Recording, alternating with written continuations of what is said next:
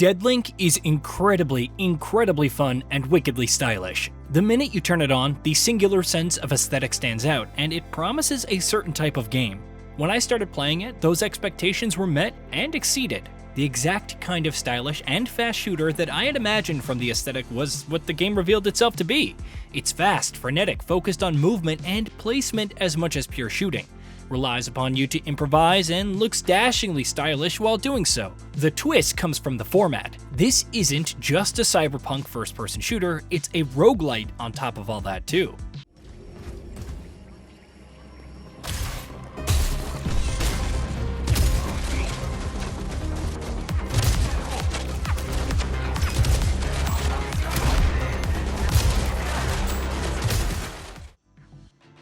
Taking from the format popularized by 2020's Hades, Deadlink has you complete pre-designed arenas, pick up rewards, and move on to the next room.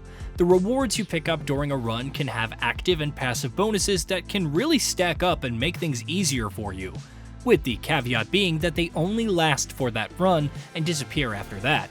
On the other hand, you also gather meta currency that can help you get stronger and get upgrades across multiple runs, giving you a form of persistent progress. It's all fairly familiar if you've played Hades or any other game that has been inspired by it. Where Deadlink differentiates itself is obviously in how it plays. That frenetic combat I mentioned, which players who fell in love with id Software's Doom reboot and its sequel will find themselves instantly at home with, can get really hectic and righteously fun. Elemental attacks, status conditions, weaknesses, and resistances, cooldown-based special abilities and modifiers, implants in game parlance, that you can map to specific actions to get bonuses and perks are among the many wrinkles in the shooting and dashing that the game throws in.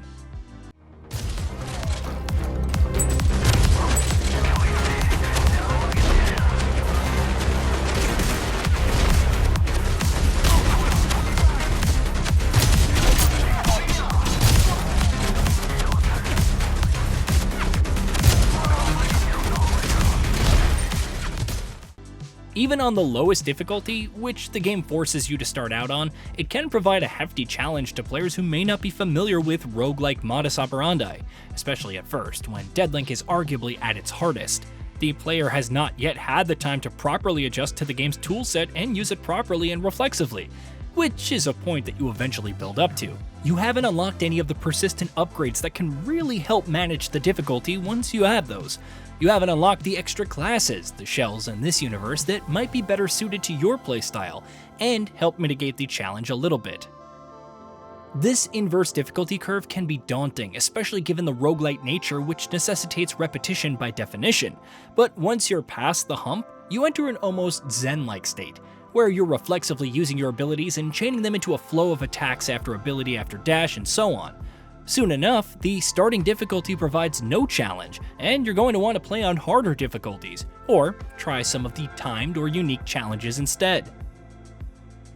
One of the ways the game keeps the player intrigued enough to keep playing is via the story. Those cyberpunk trappings aren't just for show. There is a surprisingly deep backstory here, with the game set in a dystopian future where nation-states have fallen and megacorporations basically rule the world. Against this backdrop, you are recruited by a secret agency that was created to dispense of the red tape and formalities, and fight against the corporations and curtail them. Before you are deployed on the field, you are made to train in a virtual simulator environment, which is all the repeated runs that you're making. You okay? Had to boot you from the tutorial. A bug almost flatlined you. The Deadlink protocol still glitches, and I don't know why. I'd never want the director's pet to end up in a vegetative state. Speaking of the director, he'll be arriving at the HQ soon, gloriously returning from Congress. They've yet to ratify us.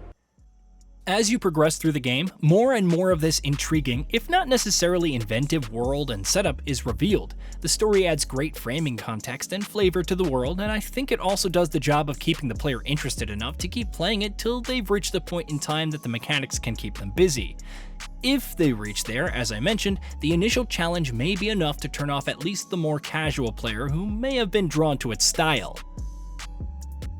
Even for more skilled players, Deadlink does provide frustration, coming down mostly to its roguelite elements. The aforementioned repetition is the obvious and unavoidable elephant in the room.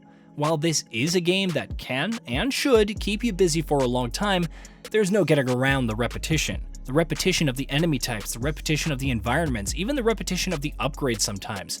You may also have runs where the mixing of the rooms and the pickups just provides for a permutation that is uniquely unfavorable for you.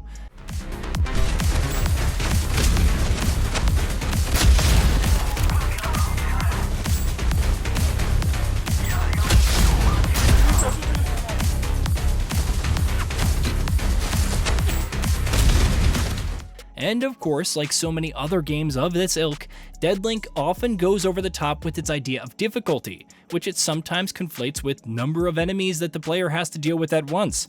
Fighting off half a dozen enemies can get chaotic, not necessarily in a good way, and is also taxing for the game to boot, at least on the PS5. Some of the very busy moments did have some occasional frame rate drops.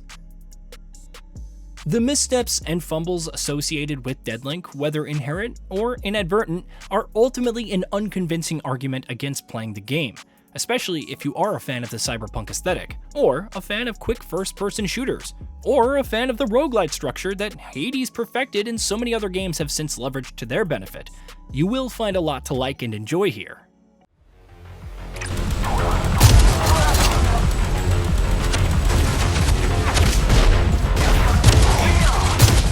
Deadlink in almost no way breaks new ground, but it does not need to. It achieves every single thing that it sets out to do, and it does almost all of it extremely well. What few mishaps and mistakes happen along the way would be missing the forest for the trees. Hey, did you know that we at GamingBolt upload new videos every day? Stick around, drop a like, subscribe, and hit that bell, and let us know what kind of content you'd like to see in the future with a comment below.